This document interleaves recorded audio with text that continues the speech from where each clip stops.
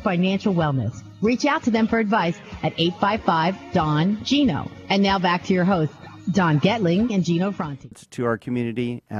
If you missed it, we replay the show, by the way, a couple times a day. You can go to donandgino.com. We replay the show over and over. Plus, you can pick up the pieces from YouTube. Our YouTube channel has over almost 700 videos now, so you can find something of value, I'm sure.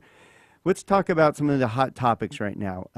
Two of them I know we have to bring up because I just saw there was a meeting regarding the high-speed rail. I'd love to talk about that. And the other one I'm seeing a lot of passion get behind, and I'm really excited about it because I realize that there's a problem in our city, and almost any city right now, is the youth drug movement, and they have the drug-free youth movement going on, and I'd love to talk about that because I think it's really great how they're getting the kids engaged, not just educated. Absolutely, very important. All right, so let's start with high-speed rail.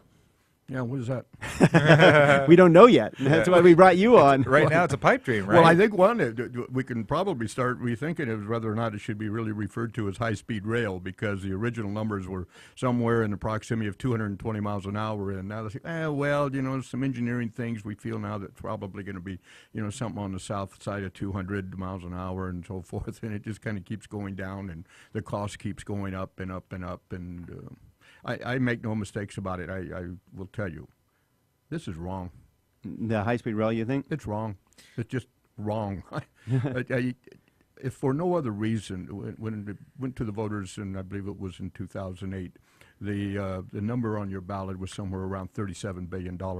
Yeah, I think as much as north of as much as 50, I think was the highest estimate. And today they're saying, we could be looking maybe $68, $69 billion. Which really means when we're done with it, it'll be 100 somehow. Can I tell you? I have talked with experts. You don't see them out, at a lot of the community meetings and so forth. But I talked to a gentleman who's associated with the high-speed rail. He was in my offices at City Hall a few months ago, and he said, you are realistically looking at about $150 billion. And when to me, the numbers are just over the top. And no longer now. It was going to be, well, you're going to be from Los Angeles to San Francisco in 2 hours. Really? Well, with all it's the going to probably stops. be a little bit longer now. That ticket's not going to be $65 anymore. It's going to be pretty close to what you pay for an airline ticket to fly. And the point is, it's nothing to what it was purported to be. And where's that money coming from? You and I. Exactly. There's only one place it's going to come from, and that's the people. And we all have room for that right now. And as a matter of fact, we don't. I know we don't. Absolutely do not. I look at this project, and as you mentioned, other societies have done it successfully, right? Japan's got great high-speed rail systems, and the technology is working other places. But if it takes as long as a plane, and we've done it. I've gone down to San Diego on a train. Okay, I decided that was going to be the smart thing to do because I didn't feel like driving, and I could work while I was on the Amtrak. Exactly. I thought, hey, this is brilliant. I'm going to do this. Now, other than the experience, because it was pretty cool overall, one thing went wrong on the way back, and we were delayed 30 minutes. Now, because we were delayed 30 minutes, it turned out that we had to let every other train pass us on the other side of the rail. It took me almost 7 hours to get back here from San Diego. So when you look at that, then you go, now I lost all my efficiency, so I never did it again.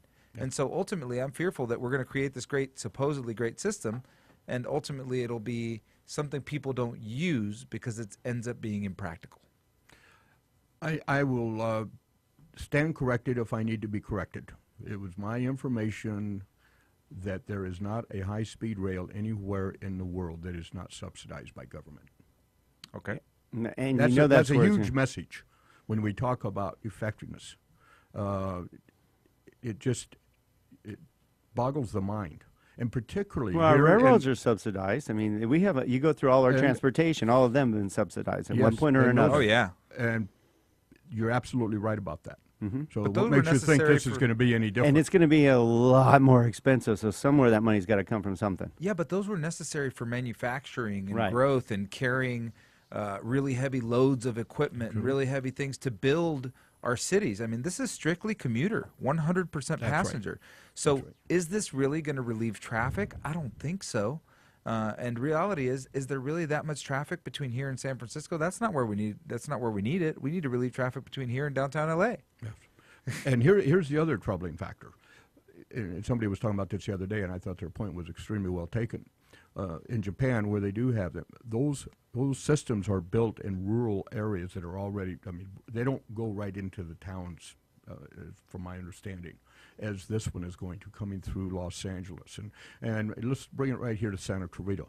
As you know, on April the 27th, we had a community meeting over at Canyon High School where the estimates are 1,500 to 1,800 people came out. That gymnasium was packed, standing room only, and I was so pleased to see such a tremendous turnout from the community. But if that high-speed rail hits the surface here in Santa Clarita, it is going to devastate a significant portion of our community, by residential properties, schools, churches, so on and so forth. Through eminent domain? Exactly. You know, you can move it this direction, you can move it that direction a couple hundred feet, but you're going to be devastating a lot of folks' homes and commercial and a whole litany of things. Now, if nothing else, let's not do any more damage if we can avoid it. And the coalition, and it's very important, I really am so tickled that this came together because it consists of the city of San Fernando. It consists, obviously, of Santa Clarita, Agua Dulce, and Acton. The coalition of everybody coming out shoulder to shoulder saying, do not put this through this route. There are alternatives. Take it in a direction that is not going to affect people's values, their property values, and their lives as it would if you come through our community, as some have indicated they're going to. I love you sharing this because it's the exact reason we love having you on and stuff. And our point exactly why we do our show now for over 4 years. I mean, believe me, nobody pays us for this. I know you know how that works. Sure. We don't have no check coming in the door for doing the radio show. But it's given real information, and a lot of people don't understand the real basics behind some of this stuff. It sounds exciting, having a high-speed rail, maybe getting on a rail and being able to go to San Francisco in 2 to 3 hours or whatever, sitting there. But there's a lot of other factors that are going to affect a lot of people's lives, and that people need to do their due diligence and learn more about it. They absolutely do. There's no question about it. And particularly when you go over into those neighborhoods where if they follow the route that has initially been proposed, and yet it has not yet been, it's not in concrete, but you think there's not reason to be concerned, you absolutely have reason to be concerned. But you talk to the folks that know that if you look at the mapping, it goes right through their living room. And you think about, I would like to sell my home today. You can't sell a home with that being proposed. You have to give it away. And people, there are people in our Santa Clarita right now that are having to deal with the proposed route for the high-speed rail. Yeah, just because it's proposed, people are nervous about, well, Sure. what would happen to my home? Yeah, Would you buy one? Nope. Rest your case. There you go. And mine as well. No doubt When we about come it. back, I'm going to ask you how to find out where that route is. I'm sure we can find out, right? I bet you can. Okay. So when we come back, we're going to find out are you in the way of the high-speed rails? Is it coming through your living room? Guarantee you'll be there the next meeting. Yeah, no doubt about it. And two, we're going to talk about a really important movement. I mean, today we're kind of going off track, but we're talking about our community and what's important to our community because we're part of it, and Bob Kellar is definitely part of it. And another movement we want to talk about is this drug-free youth movement. It is an amazing,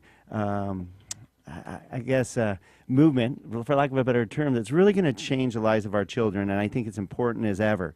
So make sure you stay tuned for our final segment of the Don and Gino Real Estate and Finance Show on your hometown station, AM 1220 KHTS. Don't go away. Good stuff to come.